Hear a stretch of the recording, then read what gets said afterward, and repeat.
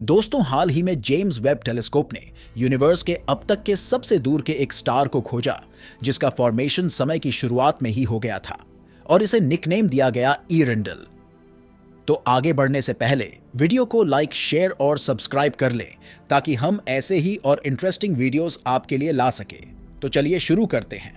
ईरेंडल हमसे इतना दूर है कि इसकी लाइट को हम तक पहुंचने में 13 बिलियन साल लगते हैं, वो भी एक कॉस्मिक कोइंसिडेंस के कारण, जिसे कहा जाता है लाइन ऑफ साइट। बट इसका ये मतलब नहीं है कि ये 13 बिलियन लाइट ईयर दूर है। इस स्टार का प्रॉपर डिस्टेंस होगा 28 बिलियन लाइट ईयर्स, जिसमें यूनिवर्स का एक्सपेंशन भी शामिल है। और अगर बिग बैंग थ्योरी सही है तो हम उस स्टार को देख रहे हैं जो शायद यूनिवर्स बनने के 1 बिलियन साल बाद बना था। तो हो सकता है ये यूनिवर्स के फर्स्ट जनरेशन का स्टार हो जिसे एस्ट्रोनॉमर्स दशकों से खोज रहे थे। बट ईरेंडल इतनी ज्यादा दूर है कि अर्थ बेस्ड टेलीस्कोप से इसकी प्रॉपर्टीज के बारे में डिटेल स्टडी करना इम्पॉसिबल है। यहां तक कि हबल टेलीस्कोप से भी इसकी स्टडी करना इम्पॉसिबल है। इसीलिए यहां जेम्स वेब टेलीस्कोप पिक्चर में आता है। तो एस्ट्रोनॉमर्स ने यूनिवर्स के इतने दूर के स्टार को खोजा कैसे, और ये हमारे आसपास के स्टार से कैसे डिफरेंट है।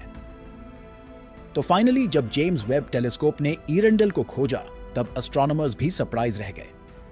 यूनिवर्स के पहले 1 बिलियन ईयर में बनने वाले इस स्टार को एस्ट्रोनॉमर्स ने by chance he Hubble telescope से खोजा। हबल ने ग्रेविटेशनल लेंसिंग फिनोमेनन से पहले इस स्टार की पेरेंट गैलेक्सी को खोजा।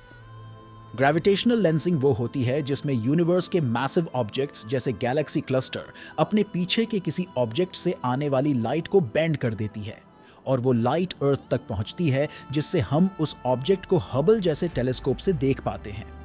और अगर सब चीजें सही तरह से लाइन अप हो तो बहुत दूर के ऑब्जेक्ट्स भी ब्राइटर दिखाई देते हैं। तो इस ग्रेविटेशनल लेंसिंग के कारण वो गैलेक्सी जहां ईरेंडल को देखा गया, वो एक बेंट लाइन की तरह दिख रहा था। साइंटिस्ट ने इसे नाम दिया सनराइज आर्क। बट उन्होंने उस बेंट लाइट में कुछ ज्यादा ही ब्राइट ऑब्जेक्ट को देखा। डिस्टेंट गैलेक्सीज में ऐसे luminous source highly energetic events जैसे नोवा, सुपरनोवा और ब्लैक होल के कारण होते हैं। बट समय के साथ इनके ब्राइटनेस में बदलाव होता रहता है। लेकिन हबल के ऑब्जर्वेशन से पता चला कि इस ऑब्जेक्ट की ब्राइटनेस 3 to 4 इयर्स से कांस्टेंट है। तब एस्ट्रोनॉमर्स ने कंक्लूजन निकला कि सनराइज आर्क में ये एक स्टार है। हबल अपनी लिमिट के कारण इसका ज्यादा एनालिसिस नहीं कर सकता। तो साइंटिस्ट्स ने ईरेंडल के बारे में और जानने के लिए जेम्स वेब टेलीस्कोप का यूज किया। जेम्स वेब टेलीस्कोप ने 3 चीजों के बारे में पता लगाया। फर्स्ट, रेडशिफ्ट से हमें यह समझने में मदद मिलती है कि कोई ऑब्जेक्ट स्पेस में कितना दूर है। रेडशिफ्ट को रिप्रेजेंट करने के लिए एक वैल्यू z का यूज करते हैं।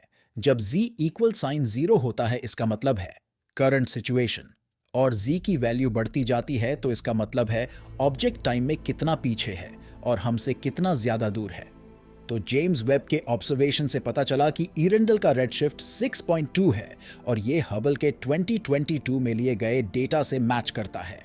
और ये अब तक का देखा गया हाईएस्ट रेडशिफ्ट है और जो मोस्ट डिस्टेंट स्टार का प्रीवियस रिकॉर्ड होल्डर है, जिसका नाम है इकरस, जिसे हबल ने खोजा था, जो बिग बैंग के 4 बिलियन ईयर बाद बना था। Second, bolometric magnitude. इसका मतलब यह है कि ईरेंडल सभी डिफरेंट टाइप ऑफ लाइट में कितनी एनर्जी रिलीज कर रहा है। बट जेम्स वेब के ऑब्जर्वेशन ने इसके लो मास स्टार, ब्राउन ड्वार्फ और फ्री फ्लोटिंग एक्सोप्लैनेट की पॉसिबिलिटी को रूल आउट कर दिया। और इंफॉर्मेशन से पता चला कि ये एक बी टाइप स्टार है जिसका सरफेस टेम्परेचर 13,000 से 16,000 केल्विन के बीच होता है। यूनिवर्स के स्टार्स को उनके हॉटनेस के बेस पर 7 ग्रुप्स में बांटा गया है, जैसे O, B, A, F, G, K और M। यहां प्रॉब्लम तब आई जब ईरेंडल की टोटल लुमिनोसिटी को कैलकुलेट किया गया तो ये हमारे सन से 6 लाख से 10 लाख गुना ब्राइटर था, जिसका मतलब ये है कि ईरेंडल हमारे सन से 40 टाइम्स हैवी है।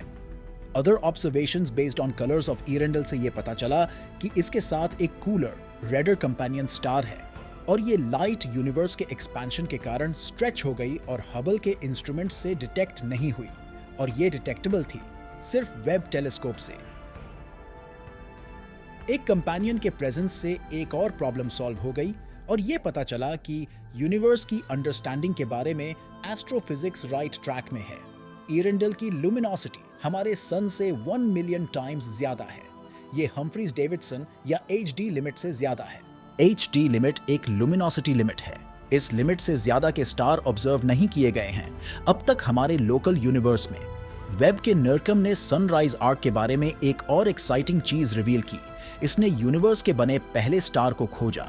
इसने उन यंग प्लेस को दिखाया जहां स्टार बनते हैं और स्टार्स के ओल्डर ग्रुप्स को दिखाया। थर्ड, इरेंडल की डिस्कवरी एक बड़ी अचीवमेंट है। ये पहली बार है जब हमने पॉपुलेशन 3 स्टार को देखा, जिसे एस्ट्रोनॉमर्स सालों से खोजने की कोशिश कर रहे थे। ये स्टार शुरुआती यूनिवर्स में बने थे। इनिशियली प्राइमोर्डियल न्यूक्लियोसिंथेसिस ने सिर्फ 2 मेजर केमिकल एलिमेंट्स प्रोड्यूस किए थे, हाइड्रोजन और हीलियम। यूनिवर्स में बने फर्स्ट स्टार्स को कहा जाता है पॉपुलेशन 3 स्टार्स। बहुत से ऐसे पॉपुलेशन 3 स्टार्स खत्म हो चुके हैं और जो बचे हैं उन्हें देखना नामुमकिन है क्योंकि वो डिम हो चुके हैं। नेचुरली इनको खोजना ऑलमोस्ट इम्पॉसिबल है और जो मिलते हैं वो ग्रेविटेशनल लेंस्ड गैलेक्सीज से ही मिलते हैं। यूनिवर्स के बने इन फर्स्ट स्टार्स की खोज से हमें स्टार्स के फॉर्मेशन को समझने में मदद मिलेगी और बिग बैंग मॉडल के प्रेडिक्शन को भी वेरीफाई किया जा सकेगा। तो ये वीडियो आपको कैसी लगी कमेंट में हमें जरूर बताएं और वीडियो को लाइक शेयर करना ना भूलें। ऐसी ही इंटरेस्टिंग वीडियोस के लिए चैनल को सब्सक्राइब कर लें। तो मिलते हैं ऐसी मजेदार और इंटरेस्टिंग अगली वीडियो में।